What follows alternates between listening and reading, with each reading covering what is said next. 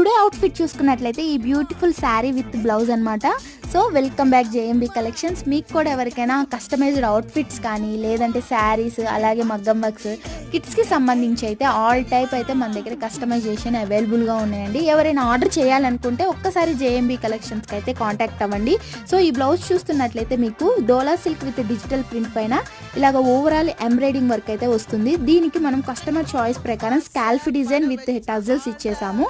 దీనికి ఇలాగా నేను శారీ అనేది పేరప్ చేశాను.